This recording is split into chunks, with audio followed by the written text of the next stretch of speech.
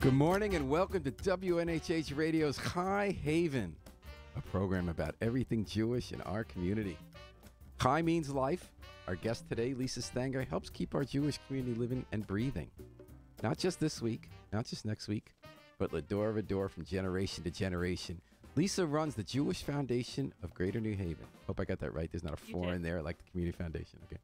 She's here in the WNHH studio to tell us what she and the foundation are up to.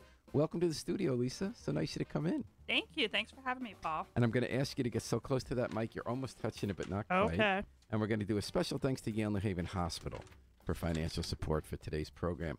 So, Lisa, the Jewish Foundation's been up to so much good stuff and is getting honored in two ways, I guess within a couple weeks of each other, right? In June. On June 3rd, you're going to be honored by the Jewish Historical Society. That's correct. At their annual event, along with Judy Diamondstein at the JCC. And then I hadn't realized the ADL, the Anti-Defamation League, is also giving an honor to the foundation? Yes, they are honoring with the Torch of Liberty Award the foundation chair, Dr. Stephen Fleischman, and that will be at the ADL annual Torch of Liberty event in June. Okay, great. And again, I'm going to ask you a little closer. Sorry. Okay. No, don't apologize. And so, until you took over the foundation, I really didn't even know it existed. And then I kind of learned that it's a very interesting group that has a lot to do behind the scenes, whether we have synagogues and community groups and institutions that our kids can take part in so that they become part of Jewish life as well for their whole lives. How would you summarize what the Jewish Foundation does and what its mission is?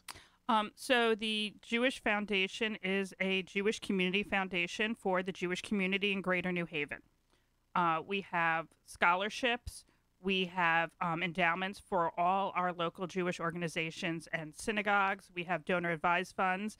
And a lot of my time is spent helping our local Jewish community, whether it be individuals, synagogues, attorneys, organizations, pursuing setting up more endowments. So helping people really create their own legacy for what is important to them in the community. So it's different from, let's say, a foundation that mostly exists to give grants. That's correct. And it's different from a Jewish community center that's there to run all sorts of programs. That's You're correct. really about the money and the long-term thinking about how we stay viable now and where we're going to be, correct? That's correct.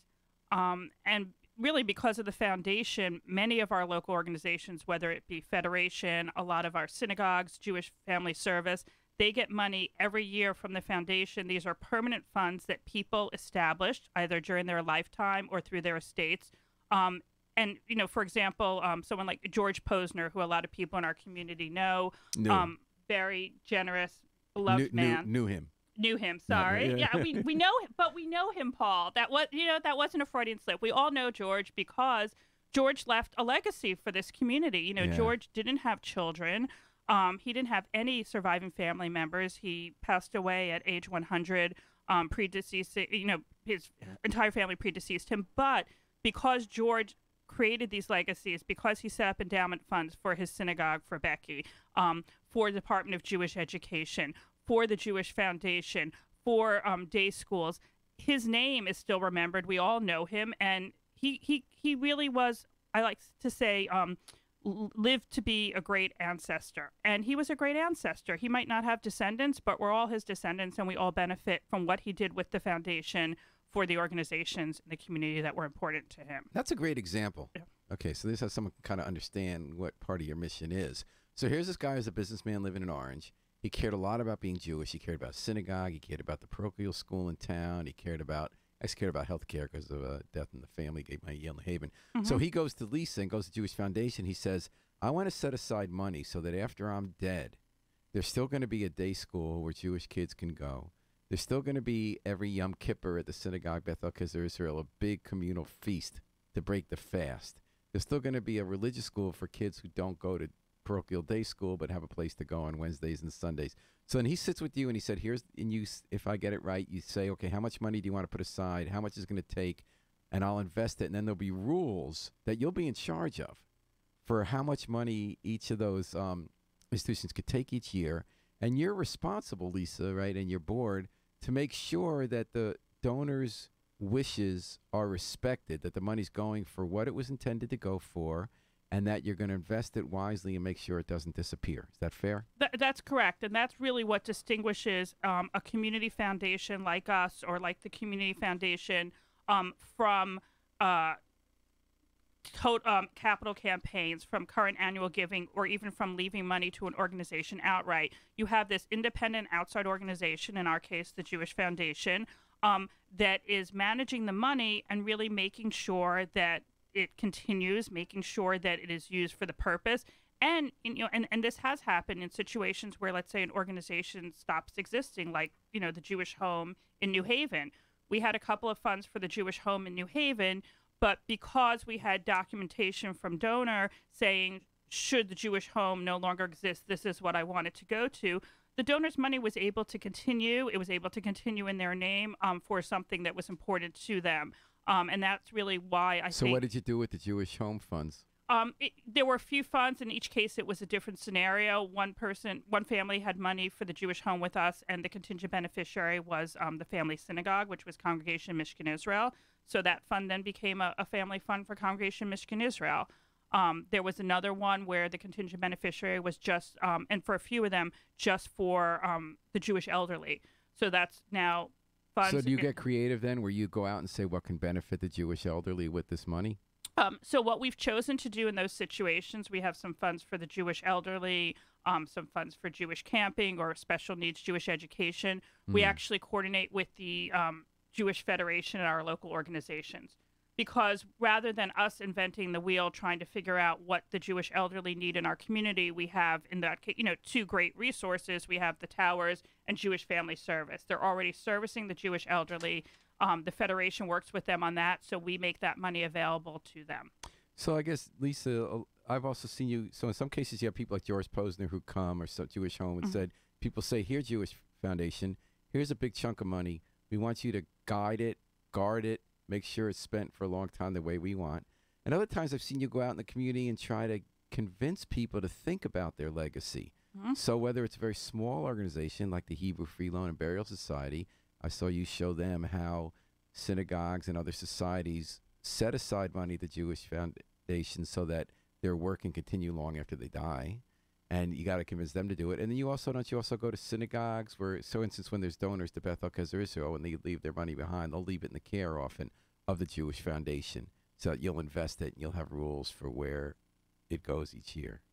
That's right. So we partner with, we partner with every organization that wants to partner with us. We are a resource for any organization that wants us as a resource. And so example of synagogues, and for, any synagogue in the community, I can go, and I have for many, and either do something as simple as making a presentation to their board about the importance of giving and long-term giving and what an endowment can do in terms of long-term support. Or for some of the synagogues, I'm working directly with their donors. They invite me to come and speak on Shabbat. I've set up legacy plans. We have been, for several years now, we're in our Create a Jewish Legacy New Haven multi-year campaign. We got matching funds for that from the Grinspoon Foundation of Western Massachusetts.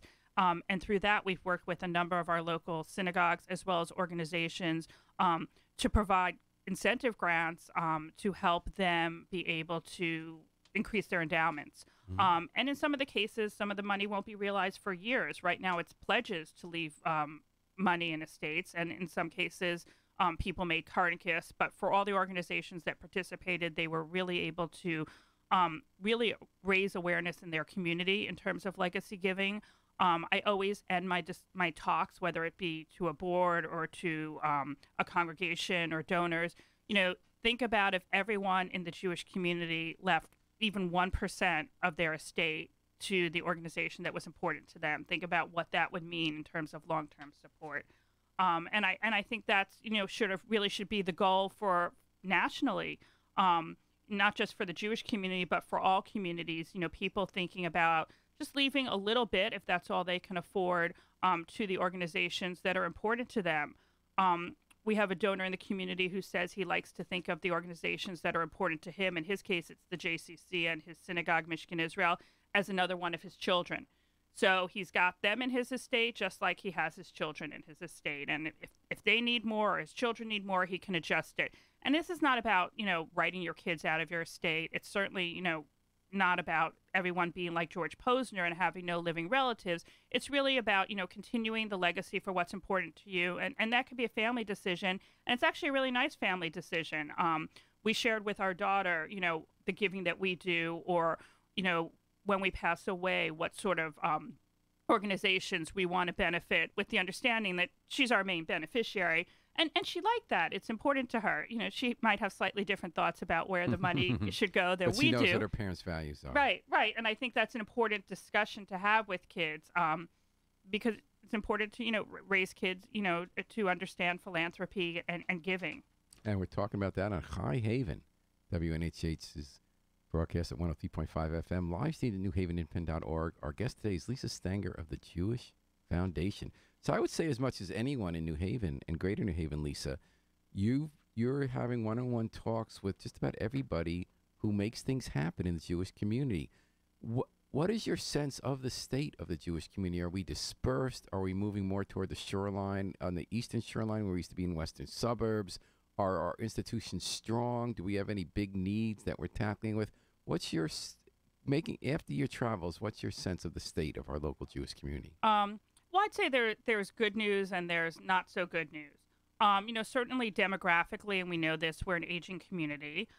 In terms of the Jewish community, although the majority of our Jewish community, and I should probably mention here, Greater New Haven, the Foundation and the Federation, the Greater New Haven area that we service is a very large spread out area, from Milford to Chester, all the way to Old Lyme. It includes Chester, it includes Madison, Essex, the Valley, so a very large area. The largest group of Jews still does live in the Orange, Woodbridge, Westville area. Oh, okay. I thought that had moved to the east. No, it's still the largest group, but that doesn't mean there aren't other large clusters, which there are in Cheshire, in Milford, and out on the shoreline, and even moving further out on the shoreline. So it used to be mostly Madison, but now there are certainly Jewish communities out in Killingworth and in I'd see New Energy in Chester, yeah. Is it your sense that the Orthodox institutions, synagogues and schools, are dying? The conservative day school in the area is struggling to hang on, has a little bit of a mini renaissance. That shuls are shrinking, is that true? Are people less interested in going to synagogue? So I would say, even though we do have the synagogue, we have a number of strong, stable Reform and conservative and Orthodox synagogues. They're certainly not growing. So even, some of the synagogues that we consider good examples and thriving, the population of the synagogue has been stable now for probably a decade, whereas 2 decades ago, the population of that synagogue was much, much larger. And a lot of those synagogues were built for, and therefore have costs associated with, a much, much larger congregation. And this is a national trend for suburbs. Do you encourage them to merge, sell off part of their property, or grow? So that's really up to the, individual synagogues to decide on. I mean, certainly we know that resources, spread out are not going to be as effective as the resources combined. That would really be more of a, community planning discussion, which the synagogues absolutely need to be part of. I think, probably we do have too many synagogues within our area for the current population. Although we do need to walk the conservative. Right, and that's a challenge. So I always think about, Westville and Beaker Holm, they're kind of walkable distance to each other. Right. But can they both stay alive? But sort of the synagogue walking things in some ways has diluted our resources because, as you mentioned, observant Jews, and we do have observant Jews at some of the conservative and Orthodox synagogues in New Haven. They have to have a certain amount of walking distance. Therefore, we can't combine a whole bunch of synagogues into one large synagogue with shared resources. And the people who are moving into these areas, for the most part, aren't Jewish, which is fine. That's wonderful. We have a wonderful, diverse, and international community. But generally, that means those people are not going to be joining synagogues. And then there's one counter trend, which is in New Haven, the Lubavitch community is booming. Hundreds of new families in recent years around the Norton Street area. They brought up the old St. Brendan Church. They brought up the old Young Israel. How does that factor into your work and the work of communal Jewish institutions? Because they set themselves apart somewhat, right? They consider their practice of Judaism the only legitimate one. But on the other hand, they embrace all Jews as outreach efforts. Right. Well, certainly it does make us a richer, more vibrant community that we have different types of Jews and that we have more Jews. But yeah, that is correct. In general, there you mentioned one of the day schools, Ezra Academy, although a wonderful, vibrant school, is smaller than it used to be. They're not going to attend Ezra Academy, right? And we have multiple Reform and Conservative synagogues in this area, and that community is not going to attend those, synagogues. But it does mean that there are more Jews, and it does mean that, it's wonderful for the community that people are moving in and want to live in New Haven. And are you involved in all discussions about where to house the elderly population? So the Tower 1, Tower East is doing great. They're filled up. There's always been talk about assisted living, more assisted living needed. Is that the kind of work that falls under your bailiwick? You talked about funds from the Jewish Home. I would be part of discussions, but it would really fall under Federation in terms of community How to set the planning direction. and strategy. We have a small amount. I should clarify. There's a small amount of funds at the foundation that used to belong to the Jewish Home, but the Jewish Home Building Fund is still a separate organization and has the majority of the Jewish Home funds. Great. Now, Lisa Stanger, before I let you go, tell me how you got into this work. How long you've been running the Jewish Foundation, and what were you doing before that? So I have been running the Jewish Foundation for about 13 years. When I started, I was the associate to the then foundation director, Denny Magid. My background is I was a trust and estates attorney. In addition to a law degree, I have an LLM in taxation. I also have a master's in social work, which I think is very helpful as well in my job. Wow, and I practiced trust and estates law in both New York and then in Connecticut before I came to the Jewish Foundation. And how many years you been? I'm sorry, about 12 or 13. Wow, you've been long term. I always have to count it on my there are fingers a lot trying to of figure it out. foundations like this in the country. Do you folks get together and share best practices? We do. Absolutely. And that's, so every Jewish community basically has a federation and has a Jewish foundation. Sometimes they're separate organizations. Sometimes they're we happen to be a hybrid. We're a supporting organization of the federation. So we're separate but together. And we do get together, with the foundation directors get together a couple of times a year to share best practices. And it's a very helpful time when we do that. All right, Lisa Stanger, thanks for coming on. Thank you, Paul. How do people get involved? What do you want people to do? You want people to inquire if there are organizations with the foundation, individuals who want to leave a legacy? How do they get in touch with you? So people can get in touch with me by calling or emailing me at the Jewish Foundation. You could look in our website as well, newhavenjewishfoundation.org. I also deal with professional advisors. I deal directly with organizations, and we can help people really with whatever is important to them. We also do donor advised funds for people who want to do lots of different types of charitable giving and don't want to commit to a single type of giving. And how much money total do you manage? $52 million. Whoa.